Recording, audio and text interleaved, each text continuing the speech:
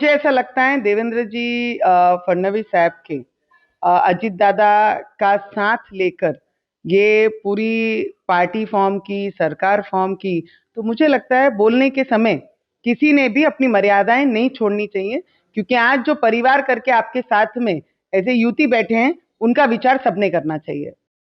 असं आहे की अजितदादांनी पिंपरी चिंचवडच्या महानगरपालिकेच्या प्रचारामध्ये ते बोलले आणि त्यांचा बोलाचा उद्देश असा होता की ती देशातली सर्वात चांगली महानगरपालिका होती। एवढ्या मोठ्या त्याच्यावर फंड्स ज्यावेळेस अजितदादांजवळ असताना सर्वात श्रीमंत महानगरपालिका होती आणि 10 वर्षाच्या कार्यकाळात ज्यावेळेस भाजपची महानगरपालिकेवर पिंपरी चिंचवडच्या सत्ता असताना ती पूर्ण नेस्तनाबूत झाली।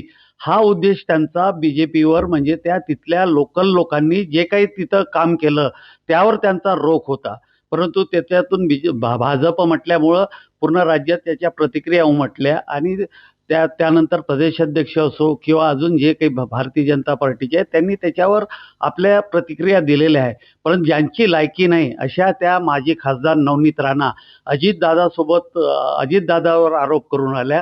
अजितदादामुळं त्यांना खऱ्या अर्थानं लोकसभा पाहायला मिळाली। अजितदादा नसते तर त्यांना लोकसभा सुद्धा पाहायला मिळाली नसती।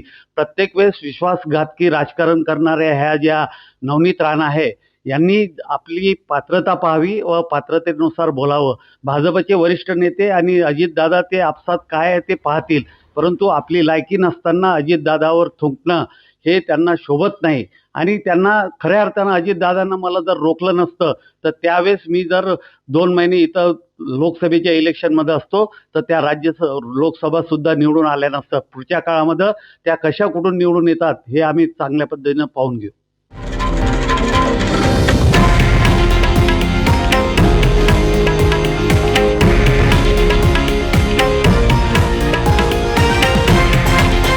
हे आहे देशातील नंबर 1 न्यूज नेटवर्क आणि आपण पाहत आहात TV9 मराठी, एकमेव।